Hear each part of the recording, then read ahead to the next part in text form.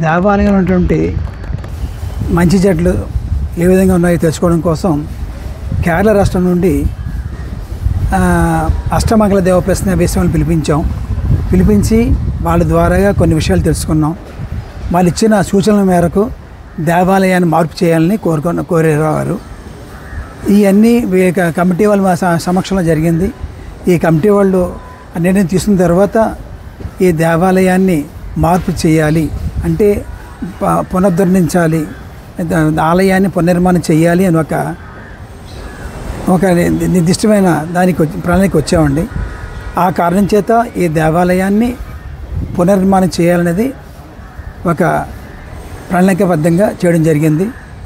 దీంట్లో ముఖ్యంగా నాట్యాచార్యులు కృష్ణకుమార్ గారు వారి పర్యవేక్షణలో కేరళ రాష్ట్రం నుండి స్థపతుల్ని, అదేవిధంగా దేవాలయ నిర్మాణానికి సంబంధించిన శిల్పుల్ని వీళ్ళందరినీ సేకరించుకొని వాళ్ళ యొక్క పర్యవేక్షణలో ఈ దేవాలయాన్ని కేరళ రాష్ట్రంలో ఉన్నటువంటి అయ్యప్ప దేవాలయం ఏ విధంగా ఉంటుందో అదే విధంగా నిర్మించాలని ఒక ఆశాభావంతో మన అయ్యప్ప దేవాలయాన్ని ఇంకా బాగా భక్తులకి అందరికీ అనుగ్రహం పొందేలాగా దేవాలయం నిర్మించాలి, అనుగ్రహ శక్తి పెంచాలి అనే భావనతో ఈ దేవాలయం నిర్మించడం జరిగిందండి.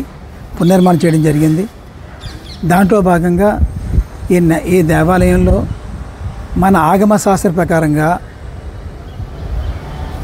శంకుస్థాపన చేసి యంత్ర ప్రతిష్ఠ చేయడం అనేది మన సాంప్రదాయం. కానీ కేరళ రాష్ట్రంలో సాంప్రదాయం ప్రకారంగా షడాధార పద్ధతి అనేది ఒక పద్ధతి ఉన్నదండి. ఆ పద్ధతి ద్వారా చేయాలనేది మా సంకల్పం. అదే షడాధార పద్ధతిలో కేరళ రాష్ట్రంలో శబరిమలలో జరిగింది, గురువాయూరు, త్రివేంద్రం, మలయాళపుഴ, ఎరిమేలి, ఇలా చాలా దేవాలయాలు అంటే కేరళ రాష్ట్రంలో 60% పైగా ఈ షడాధార ప్రతిష్ఠ చేయడం జరిగిందండి. ఆ కారణం చేత మన దేవాలయం చేయడం నిర్ణయం తీసుకున్నాం. ఈ విధంగా చేసిన తర్వాత ఈ విధంగా మనకి సిమెంట్ కట్టుబడి లేకుండా రాతి కట్టుబడితో చేయాలని ఒక నిర్ణయించుకున్నామండి.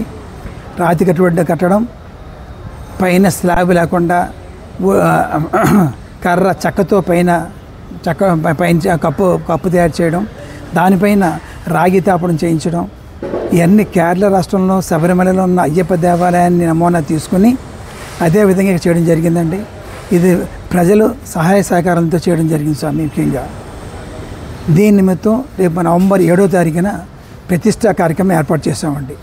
ఈ ప్రతిష్టా కార్యక్రమాన్ని పురస్కరించుకొని నవంబర్ 5, 6, 7 కార్యక్రమాలు చేస్తున్నాం.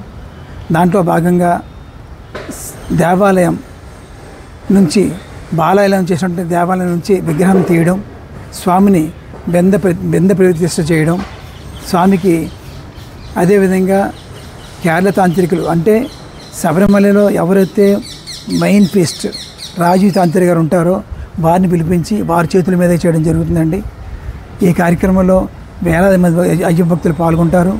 అదేవిధంగా కేరళ రాష్ట్రం నుంచి స్థపతి, అదేవిధంగా అంటే మన దేవాలయం నిర్మించిన శిల్పి, దేవాలయానికి సూచనలు ఇచ్చినటువంటి మన నారాయణ నంబూదిరి గారు, కృష్ణ నంబూదిరి గారు, వారి అందరి చేతుల మీదుగా ఈ కార్యక్రమం జరగడం జరుగుతుందండి.